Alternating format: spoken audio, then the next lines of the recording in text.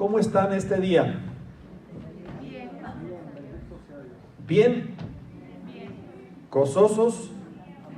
¿Contentos? ¿Felices? ¿Bendecidos?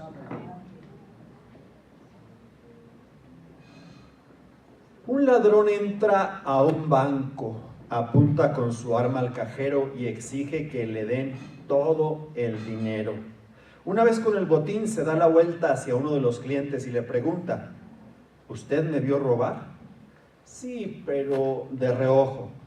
El ladrón le pega un tiro en la cabeza. Se dirige a otra persona que había al otro lado: ¿usted me vio robar? No, la verdad es que apenas vi nada. El ladrón le pega 2 tiros en la cabeza. Se da la vuelta hacia una familia que estaba parada a su lado y pregunta: ¿usted me vio robar? El hombre contesta: yo no vi nada, pero mi suegra sí, la vi grabándote con el celular.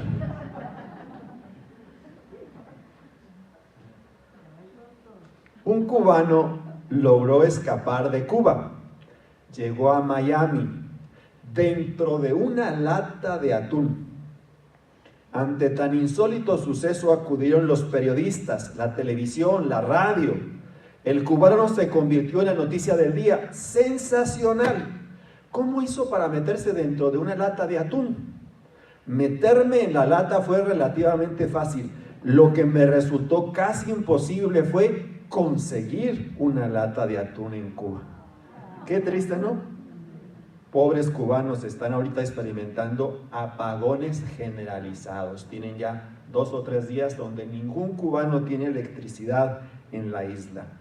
Ahora sí que la situación en Cuba está caótica, está desastroso, está terrible. Bueno, pero no les quiero hablar de Cuba, quiero hablarles de Salomón. Y la porción bíblica se encuentra en 2 de Crónicas, capítulo 1, versículos 7 y 10. Dígale al que está a su lado: yo sí traje mi Biblia. ¿Le puede decir? Aunque sea la tengo en el celular. Fíjese lo que la palabra de Dios dice. Y aquella noche apareció Dios a Salomón y le dijo: pídeme lo que quieras que yo te dé. Dame ahora sabiduría y ciencia para presentarme delante de este pueblo, porque ¿quién podrá gobernar a este tu pueblo tan grande?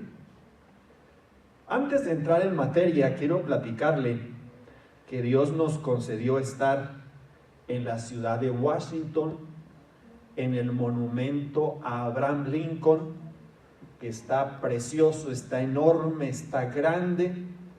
Y lo que después me di cuenta fue que en aquel lugar se produjo una reunión sin igual de 250,000 personas, allá por la década de los 60, que estaban luchando por los derechos civiles de las personas afrodescendientes, de los negros. Yo no sé si usted se puede imaginar una época donde un negro no podía entrar a un restaurante, donde un negro no podía sentarse en un autobús en la parte de adelante, donde un negro no conseguía trabajo por el solo hecho de ser negro, donde había tal segregación racial que se parecía a los tiempos del apartheid en Sudáfrica. La situación era caótica, era desastrosa, era terrible para las personas de color. Ciertamente se había dado la libertad a los esclavos, pero seguían cautivos de alguna manera por todo este tipo de circunstancias terribles que los envolvían en aquella época.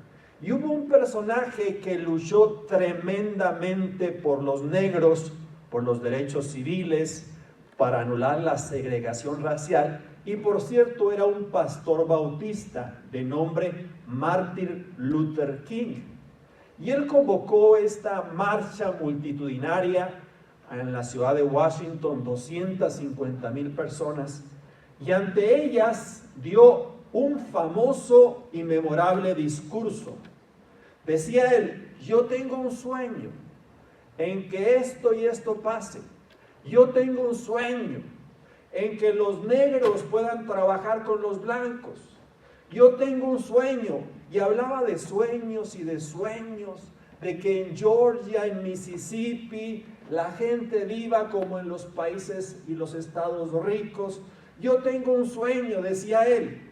Y la gente le aplaudía frenéticamente, allí precisamente junto al monumento a Abraham Lincoln, en el que Dios nos permitió estar.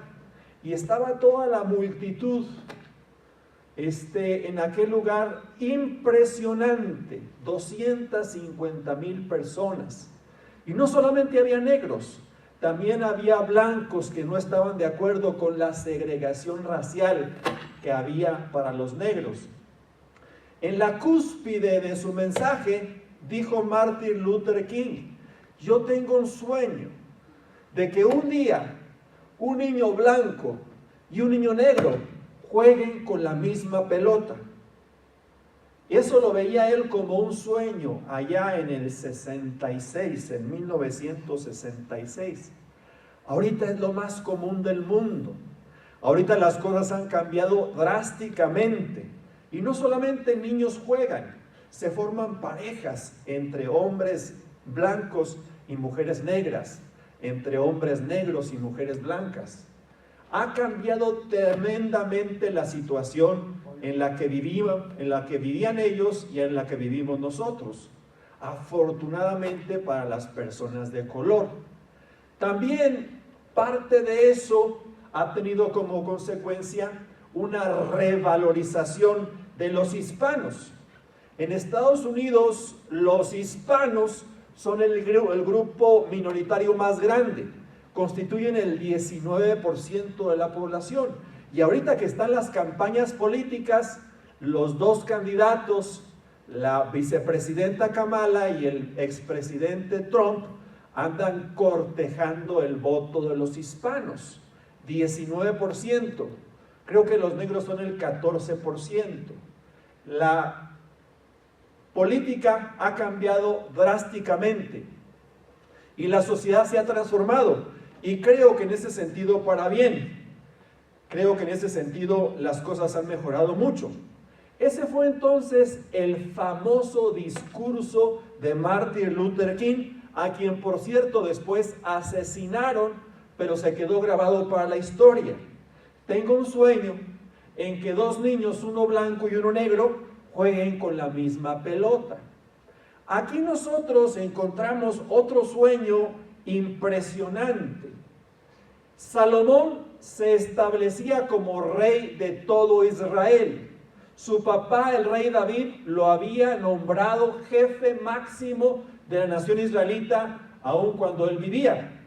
Y Salomón fue a Gabaón, que en aquellos entonces era el lugar alto, no había templo y la gente buscaba a Dios en Gabaón, hacía sacrificios, hacía rituales en aquel lugar, que era una especie de templo antes de que se construyera el templo definitivo. Salomón hizo enormes sacrificios, animales, becerros, carneros y de todo tipo de animales sacrificó al Señor, y en la noche tuvo un sueño. Dios se comunica a través de los sueños. Yo no sé si usted ha tenido recientemente un sueño. Si no, de vez en cuando o alguna vez va a tener un sueño. Pero no es un sueño porque comió hamburguesas o pizzas en la noche y tiene pesadilla. Es un sueño dado por Dios, una visión dada por el Señor, que nos aclara el camino, que nos marca el rumbo, que nos traza el horizonte. Y en este caso Salomón tuvo un sueño. Dios se le presentó en medio del sueño y le dijo: Salomón, pídeme lo que quieras, que yo te lo voy a conceder. Pregunto yo, si a usted Dios le diera la oportunidad de escoger una petición y le garantizara respondérsela, déjeme decirle y déjeme preguntarle, ¿cuál sería su petición? Preguntarle cuál sería su oración o su necesidad. Ya estás allí en el momento de la visión, ya estás ahí en el momento de la petición. ¿qué le pedirías a Dios? Yo me pongo a pensar y realmente me emociona el hecho de que Dios me preguntara por una petición que yo le hiciera. Y me pongo a pensar que a lo mejor yo no le pediría sabiduría, yo le pediría salud, a lo mejor, porque es lo que estoy viviendo, el problema que estoy enfrentando. Alguien diría, yo no le pediría salud, gracias a Dios la tengo. Yo le pediría economía, porque estoy batallando con mi economía. No tengo trabajo, mis circunstancias son difíciles. Alguien que está a punto del divorcio, al borde de él, diría, yo lo que le pediría sería unión familiar, restauración del matrimonio, etcétera, etcétera. Pero Salomón, viéndose joven, viéndose muchacho, le dijo a Dios, dame Dios sabiduría para manejar este pueblo, porque es un pueblo inmenso, un pueblo grande, un pueblo numeroso. Eran millones de israelitas, la tribu de Judá, la tribu de Leví, la tribu de Isaacar, la tribu de Gad, la tribu de Neftalí y muchas más. Y de cada una de ellas eran cientos de miles, en total eran millones. Salomón se sentía abrumado, se sentía desesperado en momentos para tomar decisiones correctas, acertadas. Y lo que se le salió del corazón decir, Señor, dame sabiduría para dirigir y para guiar a este pueblo. Y a Dios le encantó la petición.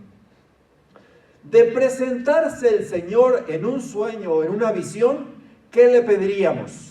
¿Cómo aprovecharíamos tan grande oportunidad? Sin duda que solicitaríamos las peticiones más sentidas de nuestro corazón. Algunos pedirían salud, otros trabajo o dinero, unos más solución a problemas familiares o conyugales, pero pocos pedirían sabiduría.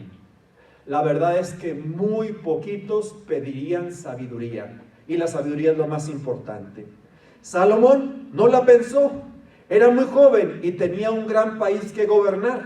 Requería sabiduría e inteligencia, gracia y cordura para tomar decisiones.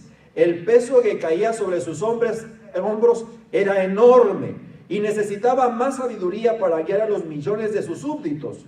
En tales circunstancias no pidió dinero, bienes, ni gloria, ni larga vida, sino sabiduría. Y a Dios le encantó su petición. Pregunto, ¿cuántas veces al Señor le ha encantado nuestra petición, nuestra oración? Hace muchos años atrás nos congregábamos en la iglesia del Calvario y había una hermanita que cuando oraba le pedía, Señor, dame venganza, dame juicio, dame venganza contra mis nueras. Y toda su oración era pedirle a Dios castigo para sus nueras. Y lo decía en voz alta. ¿Cuántas veces oramos cosas que no convienen? ¿Cuántas veces oramos y pedimos al cielo que se abra con juicio para nuestros vecinos, nuestros amigos, nuestros familiares? El sentido de la oración no es ese. No es para pedir juicio, es para pedir bendición, es para pedir paz, es para pedir tranquilidad, es para pedir amor, no venganza ni justicia como nos la imaginamos. En la vida diaria nos hace tanta falta la sabiduría, la inteligencia, la cordura. Si tuviéramos estas tres cosas, otro gallo nos cantara. La gente se mete solita en tantos problemas. Mire, me detengo aquí para enfatizar esta realidad. La gente se mete solita en tantos problemas. Hace muchos años atrás, o algunos años atrás, recuerdo que en este altar estaba predicando Renato Gaglione, el italiano, y estaba ministrando con el tema de la tormenta que se formó en el mar de Galilea. Y él decía que hay tormentas que se forman solas y hay tormentas que nosotros mismos formamos. Y decía él vehementemente, date cuenta si la tormenta se formó sola o date cuenta si la tormenta la formaste tú.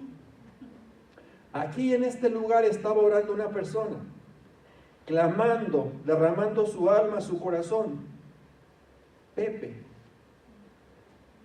Y en una ocasión, o en dos ocasiones, yo le había dicho, Pepe, sálgase. Él estaba en el mundo del narcotráfico, huya por su vida. Y él decía, ya nada más este viaje, ya nada más este viaje. Y aquí él lloraba en el altar, clamando, porque le había pegado tremendamente el mensaje. Tormentas que formamos solos y no tormentas que se forman, o tormentas que nosotros formamos y no tormentas que se forman solas. Aquí él estaba llorando, clamando. Fue el domingo, pasaron 2, 3 días, me llama su esposa, me dice no encontramos, no nos contesta el teléfono. Pasaron 7, 8 días y lo encuentran en una tumba clandestina. Después tenemos el sepelio.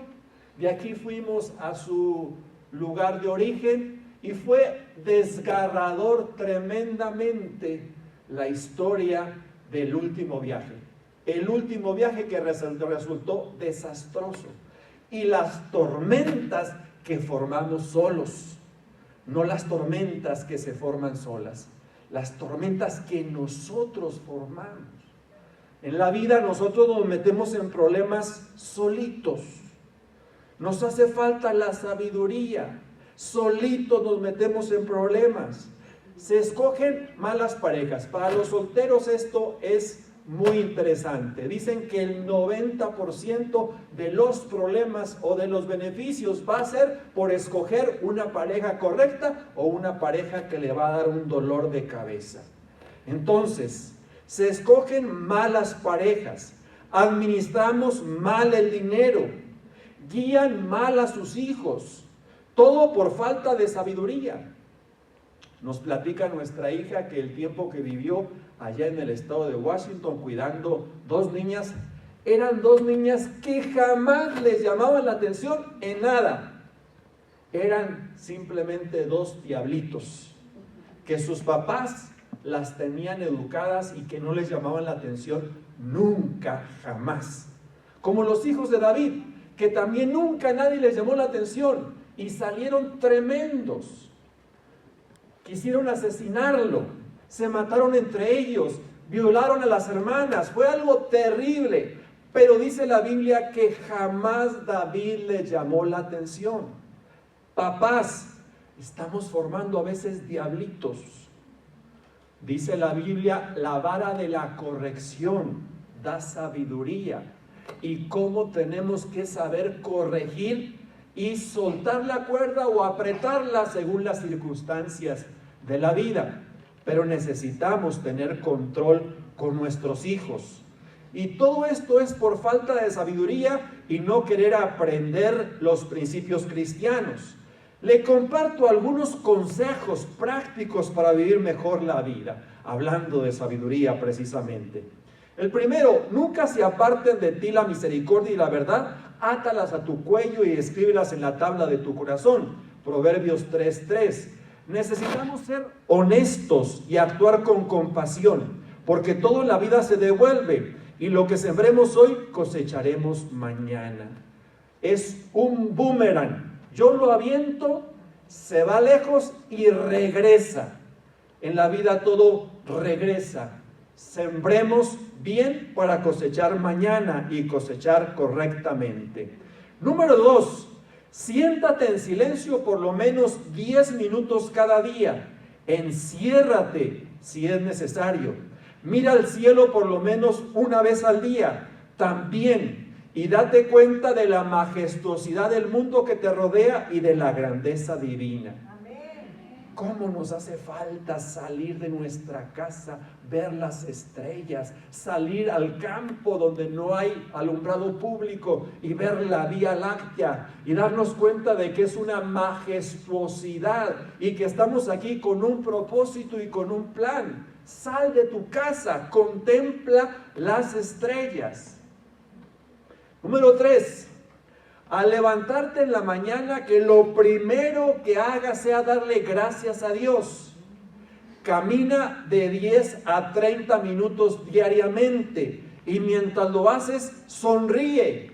Sueña más mientras estás despierto y escucha buena música. Es auténtico alimento para el espíritu. Lee más libros y buenas revistas. Vive con energía, entusiasmo y empatía. ¿Cuándo fue la última vez que leíste un libro? Levante la mano los lectores que tenemos en esta tarde. Híjole, nada más como 5. Lee libros, lee buenas revistas, lee buenos artículos. Camina de 10 a 30 minutos diariamente. A mí me recomendaron 30 minutos. Ahí fuera de tu casa, en el polideportivo, en alguna colonia, donde quieras, camina. Que lo primero que hagas al levantarte sea darle gracias a Dios. Escucha buena música. Es auténtico alimento para el espíritu. Vive con energía, con entusiasmo y con empatía. Las 3 con E. Energía, entusiasmo y empatía. 4. consejo. Trata de hacer reír por lo menos a 3 personas cada día. Elimina el desorden de tu auto, de tu casa, de tu escritorio y deja que la energía del cielo fluya en toda tu vida. No gastes tu precioso tiempo en chismes, cosas del pasado, pensamientos negativos o cosas fuera de tu control. Mejor invierte tu energía en lo positivo de tu presente. John Maxwell, el líder número 1 o el que es más famoso en los temas de liderazgo que nadie, dice la regla de los 30 segundos. Que cuando conozcas a una persona te des cuenta de los lados positivos que tiene esa persona y los resaltes. Oyes cómo estás linda. Oyes qué bien se te ve el vestido. Oyes qué bien se te ve el cabello. La regla de los 30 segundos. Aprovechar para bendecir a la otra persona. Y trata de hacer reír por lo menos a 3 personas diariamente. Necesitamos vivir la vida con empatía, con energía, con entusiasmo y también con creatividad y humor. Ahorita hablábamos de los cubanos. Los pobres no tienen que comer. Los pobres no tienen electricidad en las noches y en todo el día. Pero aún así son personas despiertas, son personas con humor, son personas amables, son personas generosas. Yo no sé, nunca he estado en Cuba, pero he visto muchos reportajes sobre esa cultura, sobre ese pueblo, y me sorprende de que tengan 60 años sufriendo los estragos del socialismo, del comunismo, del embargo de los Estados Unidos y conserven su espíritu libre, su espíritu generoso, su espíritu tranquilo. Entonces, vive con energía, con entusiasmo y con empatía. Un consejo para la comida: desayuna como rey, come como príncipe y cena como mendigo. ¿Qué ocurre en la vida diaria? ¿Qué ocurre en la realidad de todos nosotros? En la mañana nos levantamos corriendo porque se nos hace tarde. ¿Y qué desayunamos? Un vaso de leche, un café que compramos. No desayunamos prácticamente nada. Comemos más o menos bien y nos dejamos de caer en la cena. Completamente al revés de la recomendación que dan los expertos. Desayuna como rey, come como príncipe y cena como mendigo. Ese es el consejo más sabio que nos puedan dar. Come más alimentos que crezcan en los árboles y plantas y menos industrializados o que requieran un sacrificio. Come más saludable, come mejor, come más rico y más saludable en toda la expresión de la palabra. Siguiente consejo: date cuenta de que la vida es una escuela y tú estás aquí para aprender. Los problemas son lecciones que van y vienen. No compares tu vida con la de otros. Siempre nos comparamos con el que está arriba de nosotros. Estaba viendo un reportaje donde viven los millonarios más grandes de los Estados Unidos. Y yo pensé, viven donde les da la gana, en cualquier parte del mundo. Pero ahí daban el relato de dónde están sus casas principales, porque tienen casas en diferentes lugares.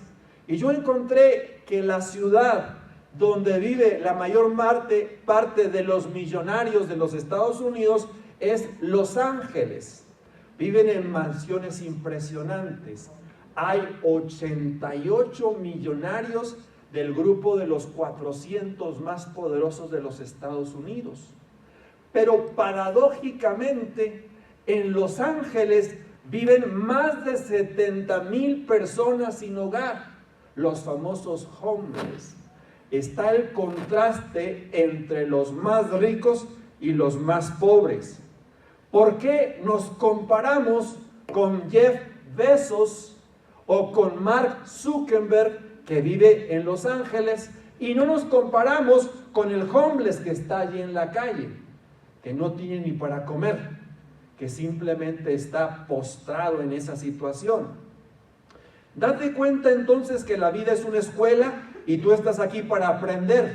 Los problemas son lecciones que van y vienen. No compares tu vida con la de otros. No tienes idea del camino que ellos han andado en ella. Estate en paz con tu pasado, así no arruinarás tu presente. Estate en paz con tu pasado. Dice Dante Gebel que en una ocasión le tocó ministrar a una mujer que hablaba pestes de su marido y que su marido la había ofendido de esta forma, que la había ofendido de esta otra, y que sus hijos, y que esto y que el otro. Y él le pregunta, ¿hace cuánto que se divorció de su marido? 19 años. Increíble, parecía que se había divorciado el día anterior. Entonces, estate en paz con tu pasado, así no arruinarás tu presente. Permitimos que cosas del pasado arruinen el presente. Ya pasó, ya transcurrió, ya fueron 19 años, supéralo por favor. Date cuenta de la realidad y cómo debes de vivir tu presente. Siguiente consejo: la vida es muy corta como para desperdiciar el tiempo odiando a los demás. No tienes que ganar cada discusión. Acepta que no estás de acuerdo y aprende de la otra persona. No dejes pasar la oportunidad de abrazar a alguien que aprecias. Sonríe y ríe más. De repente mi hija me toca la cara y me hace que produzca una sonrisa artificial, cuando menos. Pero tenemos que sonreír más. Estamos a veces amargados, estamos a veces frustrados, estamos a veces como anonadados. La vida es muy corta para odiar a las personas. Hay gente que ha permitido que las raíces de amargura le dominen y todo lo que sale de su boca es odio, amargura, resentimiento y tantas cosas como estas. Tenemos que cambiar de carril, tenemos que cambiar de cassette, tenemos que empezar a amar en vez de odiar. Desperdiciamos el tiempo odiando a los demás. No hay que ganar todas las discusiones. Acepta que no estás de acuerdo y aprende de las otras personas. Siguiente consejo: habrá cosas que no podamos cambiar en nuestra vida, pero muchas sí las podemos transformar. Y definitivamente que fuimos llamados a experimentar una vida abundante y plena para poder vivir de victoria en victoria y de triunfo en triunfo. ¿Cómo le hacemos? ¿Cómo le hacemos para cambiar nuestra realidad? Si soy chaparrito, ¿cómo le hago para ser grande, para ser alto? Si soy blanco, ¿cómo le hago para ser moreno? Y si soy moreno, ¿cómo le hago para ser blanco? Hay cosas que simplemente no podemos cambiar y tenemos que aceptarlo. Tenemos que aceptarlo. No sé si le habrá tocado ver los reportajes, los documentales, los videos de Nick, el australiano. No tiene brazos y no tiene piernas. Y siempre que habla dice que él le pedía con todo su corazón a Dios siendo un niño que le diera brazos, que le diera piernas. Y la petición nunca se concretó. Pero a pesar de que no tiene brazos y no tiene piernas, ha hecho cosas extraordinarias, mucho más grandes que las que hemos hecho nosotros con brazos y con piernas. Hay cosas que no podemos cambiar, pero Dios las usa en nuestro favor y nos lleva a una vida abundante y plena para poder vivir de victoria en victoria y de triunfo en triunfo.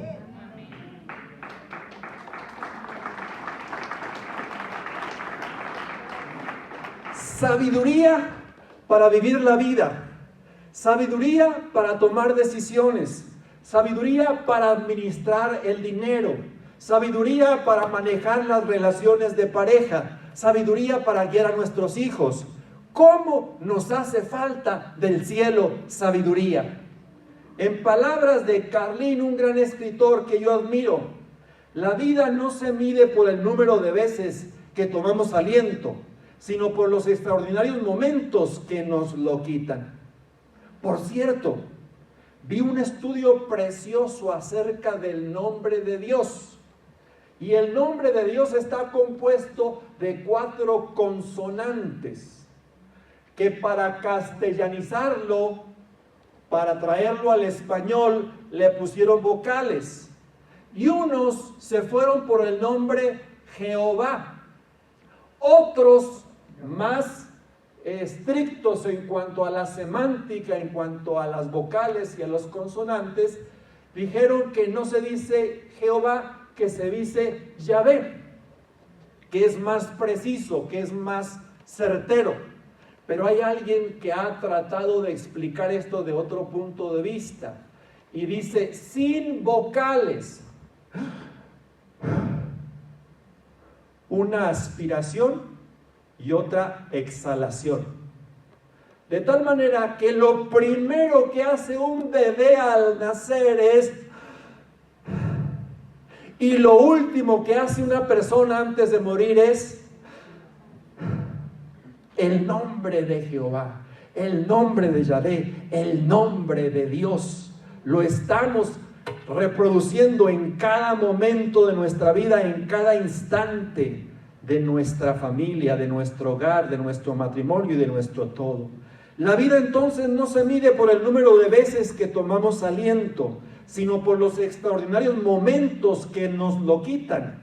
Aprovechemos cada uno de ellos. No siempre estaremos aquí, pero mientras nos dan esta oportunidad, tenemos que vivirla intensa y esforzadamente para dejar no solo recuerdos, sino un legado que bendiga a las siguientes generaciones.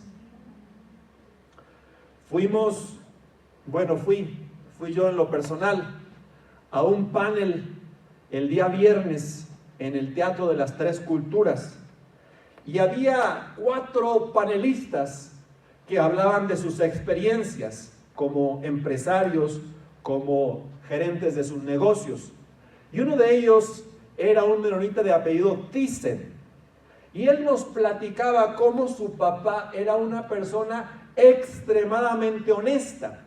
De tal manera que si tenía que pagar una cuenta el día 30, el día 29 ya tenía listo el dinero para entregarlo. Y así los educó, así los instruyó, con ese valor tremendo de la honestidad.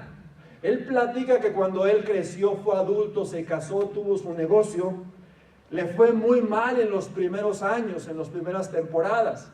Pero dice, la gente que conocía a mi papá me decía, te puedo esperar, sé que me vas a pagar porque conocí a tu papá. El legado que les dejó el papá fue un legado de bondad, de honestidad, de responsabilidad, de ser un buen negociante. Y se los transmitió a sus hijos. ¿Qué legado nosotros le estamos transmitiendo a nuestros hijos? ¿Qué legado le estamos compartiendo a nuestros nietos, los que los tienen? Es un legado de bendición, un legado de paz, un legado de esperanza, un legado de honestidad y de bondad. Lo que el mundo anhela y desea con todo su corazón es personas honestas. Hace unas semanas atrás timbró el teléfono, estábamos comiendo y me habla mi hija: papá, me chocaron, ven. Y ahí voy. Ahí la situación estaba cerca de Intercerámica, enfrente de Intercerámica. Ella venía y el señor se metió y le golpeó el costado del carro. Cuando llegué, todavía estaban los dos carros como quedaron. Estábamos esperando al tránsito, le había hablado mi hija al tránsito. Y me dice el señor, ya un señor mayor: no traigo licencia, confía en mí, no le hable a tránsito. Yo en ese momento no hallé qué pensar, no hallé qué hacer, pero lo vi con una cara de bondad, una cara de responsabilidad, y le dije: está bien, quite su vehículo.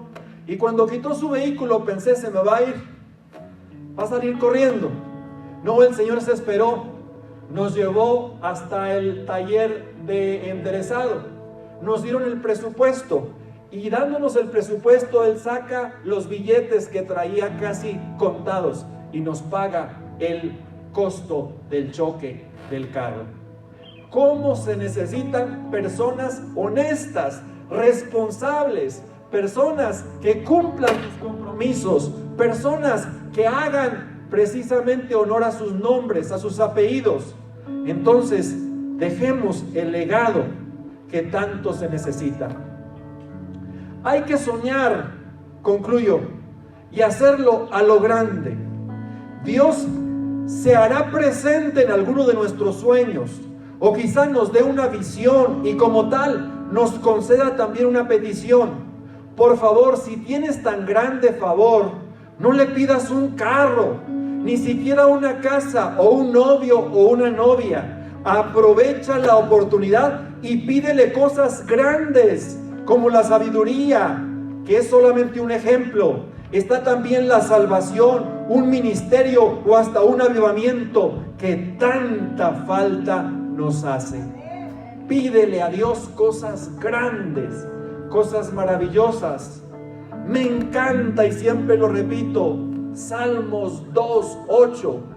Pídeme y te daré por herencia las naciones, y como posesión tuya los confines de la tierra. Dios rebasa nuestras expectativas. Dios es más grande que nuestros problemas. Dios tiene el control de las circunstancias y Dios quiere bendecir tu vida y bendecir tu familia. Dios se presenta en medio de un sueño, se presenta en medio de una visión y te dice: hijo, hija, pídeme. ¿Qué necesitas? ¿Qué requieres? ¿Qué sueñas? ¿Qué anhelas? ¿Qué le vas a pedir? ¿Un novio? ¿Una novia? ¿Un carro? ¿Una casa? ¿Salud? Claro que son buenas peticiones, pero hay peticiones mayores, más grandes, más sublimes. Peticiones como la sabiduría, peticiones como la salvación, peticiones como la sanidad. Dios quiere rebasar tus expectativas. Con Salomón fue muy preciso y fue muy claro. Le dijo: por cuanto no me pediste largura de días, ni dinero, ni riquezas, ni la vida de tus enemigos, te voy a dar todo lo que no me pediste, junto con la sabiduría. Y si usted estudia la historia, Salomón fue el hombre más sabio de su tiempo, el hombre más rico de su época, el hombre que tuvo paz por todas sus riberas, por todas sus secciones, el hombre que rebasó a todos los orientales, porque aprovechó una petición de jovencito a los 21 años, precisamente pidiendo sabiduría. Dios está aquí, está pasando por las bancas, las sillas. El día sábado que vinimos en la mañana, oramos por cada silla y le pedimos a Dios bendición para aquel que se sentara en cualquiera de las sillas. Y esa bendición está hoy derramándose sobre tu vida, derramándose sobre tu familia. Y Dios se pasea en medio de las sillas, se pasea en medio de los instrumentos, se pasea en medio del altar y te dice, te reta, te desafía: pídeme y te daré por herencia las naciones y como posesión tuya los confines de la tierra. ¿Tienes una petición que hacerle? ¿Tienes una necesidad que te aflige? ¿Tienes un problema que te quita el sueño? Pídeme y te daré por herencia las naciones. ¿Qué petición tenemos para presentarle al Señor cuando Él se pasea alrededor de nosotros? ¿Qué petición tienes? Ponte de pie.